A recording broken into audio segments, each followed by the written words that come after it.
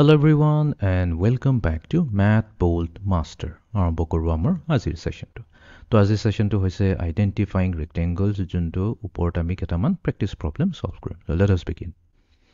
First question, very simple question. What is it? Which shape is a rectangle? Choose one answer. এটা answer হ'ব কোনটো rectangle হয়। তো প্ৰথম কথাটো মনত ৰাখিব লাগিব rectangular কি হৈছে? Rectangle হৈছে এটা ধৰণৰ quadrilateral। ঠিক আছে? Quadrilateral আৰু quadrilateralত প্ৰথমতে লিখি লওঁ quadrilateral। quadrilateral এটা quadrilateral এনেকা হৈছে four sided closed figure হ'ব লাগিব first of all। four-sided closed figure ঠিক আছে তো rectangle যেহেতু হৈছে এটা quadrilateral তো আমি ইয়াতে যিমানখিনি অপচন দিছে তাতে প্ৰথমতে সিলেক্ট কৰিম যোনকেইটা হৈছে আমাৰ four-sided closed figure তো ইয়াতে B আৰু C আছে তো A হ'ব নোৱাৰে A হৈছে এটা triangle because ইয়াতে তিনটা সাইডে আছে quadrilateral তো হ'বই নোৱাৰে এতিয়া B আৰু C মাজত আমি চাব লাগিব কোনটো হয় rectangle ঠিক আছে এতিয়া rectangular definitionত দিয়া আছিলে যে rectangular যোনটো angles হ'ব corner angles বুলো যে হয় তো হেতু হদাই 90 ডিগ্ৰী হ'ব লাগিব তো তাৰ মানে এই এংগলটো এটা সৰু স্কয়াৰ এটা আঁকিব লাগিব পাৰিব লাগিব ইয়াতো এটা সৰু স্কয়াৰ আঁকিবলৈ পাৰিব লাগিব ইয়াতো পাৰিছো আমি ইয়াতো পাৰিছো যেটো গুটেকিটা চাৰিটা সাইডতে আমি এটা সৰু সৰু স্কয়াৰ আঁকিব পাৰিছো তো আমি ক'ব পাৰিম যে এটোৱে হ'ব এটা rectangle আৰু এটো বি কেছত ট্ৰু হৈ আছে সি কেছত কি হৈছে দুটা কি এটা অকল এটা সাইডতে আমি এটা এংগলতে এটা কৰ্নাৰত আমি বনাব পাৰিম ঠিক আছে এটো হৈছে আমাৰ শেপ খালি এই কৰ্নাৰটোতে আমি এটা স্কয়াৰ আঁকিব পাৰিম বাকি কৰ্নাৰত আমি আকৌ স্কয়াৰ আঁকিব নোৱাৰো ঠিক আছে তো আঁকিব পাৰো একচুয়ালি আঁকিলে গণ্ডগোলটো কি হৈছে কি এই স্কয়াৰটো গুটি এংগলটো কভাৰ নকৰে তো হেকাৰণে আমাৰ সি অপচনটো হ'ব নোৱাৰে okay next question which shapes are rectangles তো ইয়াতে কেটামান শেপ দিছে কোন কেটা শেপ rectangle হ'ব পাৰে তো rectangle হোৱাৰ again definition যদি ইউজ কৰি চাৰিটা সাইড হ'ব লাগিব ক্লোজড হ'ব লাগিব তো ABC টো গুটি কিটা চাৰিটা তিনটাই হৈছে ক্লোজড সাইডস ঠিক আছে ক্লোজড ফিগাৰ হৈ গল চাৰিটা সাইডস থাকে তিনটাই quadrilateral এতিয়া ডেফিনিশনৰ মতে কি আছিল চাৰিটা কৰ্নাৰ যদি চাও তাতে আমি সৰু সৰু স্কয়াৰ আঁকিবলৈ পাৰিব লাগে তো এত পাৰিম বিত পাৰিম ইনফেক্ট C2 পাৰিম আৰু rectangular এটাই ডেফিনিশন হৈছে মেজৰ ডেফিনিশন হৈছে আইডেন্টিফাই কৰিব কাৰণে যে দুটা সাইড দীঘল থাকিব আৰু দুটা সাইড ছুটি থাকিব তো আমি ABC তিনটা কেছতে দেখিছো দুটা সাইড দীঘল আৰু দুটা সাইড ছুটি হয় বাট যেনে ঠিক আছে তো ABC আমাৰ তিনটাই কাৰেক্ট অপচন হৈ যাব next question all rectangles are four right angles ঠিক আছে গুটি rectangular চাৰিটা right angle থাকে opposite sides are equal in length and parallel তাৰ opposite sides বোৰ কি হ'ব parallel meaning to কি হয় কিটিও টাচ নকৰে তাৰ পিছত ইহঁতৰ length টো যোনটো হ'ব equal হ'ব opposite sides ৰ length বোৰ equal হ'ব তো এতিয়া আমি যদি প্ৰথম shape টো চাও চাৰিটা angle দিয়া আছে ফাইন আৰু চাৰিটা opposite side যদি তামানে চাও এইটো side আৰু এইটো side যদি চাও equal হয় এইটো side আৰু এইটো side equal হয় তাৰ মানে এইটো হ'ব এটা rectangle নেক্সট এটো যদি চাও এটো দেখাত কিন্তু ৰেক্টেংগল টাইপ দেখা নাই এটো এটা স্কয়াৰ টাইপ দেখিছে বাট আমাৰ ডেফিনিশনত কি কৈছে ডেফিনিশনৰ মতে আমি যদি এই যোনটো দিয়া আছে definition all for right angles ঠিক আছে চাৰিটা ৰাইট এংগল আছে অবিয়াসলি হ'বই কাৰণ ইয়াতে আমি দেখুৱাব পাৰিছো সৰু সৰু চাৰিটা স্কয়াৰছ কৰ্নাৰত then opposite sides are equal length কৈছে কি opposite sides to equal length হ'ব লাগিব তো এইটো সাইড আৰু এইটো সাইড যদি opposite side হৈ যায় তেনেহলে দুইটাৰ length equal হৈ যায় আৰু parallelও আছে similarly এইটো সাইড আৰু এইটো সাইড যদি চাও এইটোটো parallel আৰু equal হয় তো তাৰ মানে এইটো হৈ যায় এটা rectangle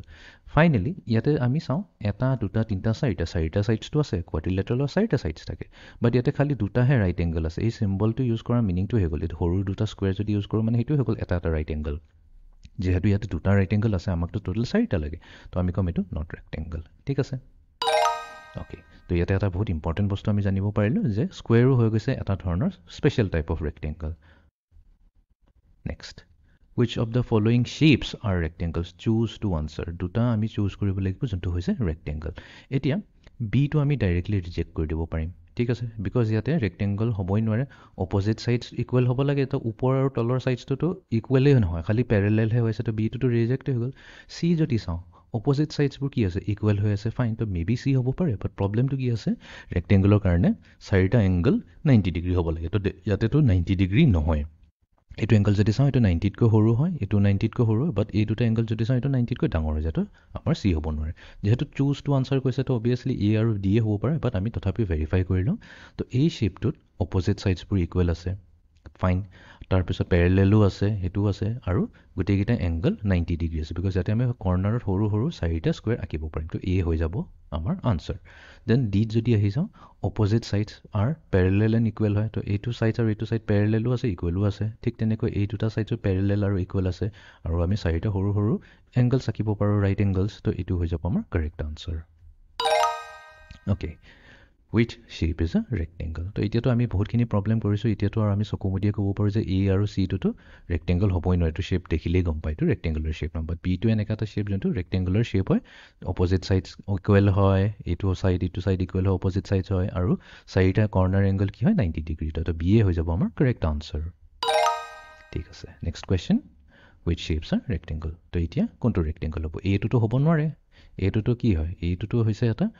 ৰম্বাছ টাইপ দেখাত হৈছে অবভিয়াছলি এইটো ৰম্বাছ নহয় এইটো এটা স্পেচিয়েল নাম আছে বাট এইটো আমাৰ আনচাৰ হ'ব নোৱাৰে বাট বিটো যদি চাওঁ বিৰ কি হৈছে অপজিট ছাইডছ এই ওপৰৰ ছাইড আৰু তলৰ ছাইডটো অপজিট ছাইডছৰ ইহঁত দুটা কি হৈছে ইকুৱেল হৈছে লেংথ ইকুৱেল হয় আৰু পেৰেলেলো হৈ আছে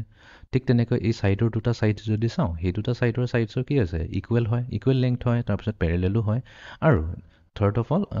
আমি যদি সিহঁতৰ এংগলবোৰ চাওঁ কৰ্নাৰ এংগলছবোৰ চাওঁ গোটেইবোৰ 90 ডিগ্ৰী হয় তো তাৰমানে এইটো ৰেক্টেংগল হ'ব চেম ডেফিনেশ্যনটো আমাৰ চিটো এপ্লাই কৰিব পাৰোঁ অপজিট ছাইডছবোৰ পেৰেলেল আৰু ইকুৱেল হয় আৰু কৰ্নাৰ এংগলছবোৰ 90 ডিগ্ৰী হয় তো বি এণ্ড চি হৈ যাব আমাৰ correct answer and last question to which of the shapes are rectangles আমাক সুধিছে এতিয়া ফাৰ্ষ্ট শ্বেপটো যদি চাওঁ এইটো ৰেক্টেংগল হ'ব নোৱাৰে অলদো অপজিট ছাইডছবোৰ কি আছে ইকুৱেল আৰু পেৰেলেল হয় যেনে এইটো ছাইড আৰু এইটো ছাইড যদি চাওঁ পেৰেলেলো আছে ইকুৱেলো আছে ঠিক তেনেকৈ এইটো ছাইড আৰু এইটো ছাইড পেৰেলেল ইকুৱেল হ'ল বাট ইহঁতৰ কৰ্নাৰ এংগলবোৰ 90 ডিগ্ৰী নহয় যাৰ ফলত ইয়াক আমি ৰেক্টেংগল বুলি ক'ব নোৱাৰোঁ এইটো শ্বেপত সেই চেম প্ৰব্লেমটো হৈ আছে কৰ্নাৰ এংগল 90 ডিগ্ৰী নহয় সেইকাৰণে ৰেক্টেংগল হ'ব নোৱাৰে বাট থাৰ্ডত যদি আহি যাওঁ কৰ্নাৰ এংগলছবোৰ 90 ডিগ্ৰী হয় অপজিট ছাইডছবোৰ ইকুৱেল হয় পেৰেলেল হয় ওপৰৰ ছাইড তলৰ ছাইড ইকুৱেল এণ্ড পেৰেলেল চ' এইটো ডেফিনেটলি এটা ৰেক্টেংগল হ'ব তো এইটো আছিলে আমাৰ আজিৰ ছেশ্যনটো য'ত আমি ৰেক্টেংগলছ কেনেকুৱা দেখাত এইটো আমি শ্বেপটো আইডেণ্টিফাই কৰিলোঁ ৰেক্টেংগুলাৰ শ্বেপ এটা আইডেণ্টিফাই কৰিলোঁ বহুতখিনি শ্বেপ দিয়া থাকিল খালি মনত ৰাখিলে হ'ল ৰেক্টেংগলছৰ কাৰণে অপজিট ছাইডছবোৰ ইকুৱেল থাকিব আৰু পেৰেলেল থাকিব আৰু 4টা এংগল গোটেই 4টা এংগল 90 ডিগ্ৰী হ'ব লাগিব তো এইটো আছিলে আমাৰ আজিৰ ছেশ্যনটো so' see you in the next session thank U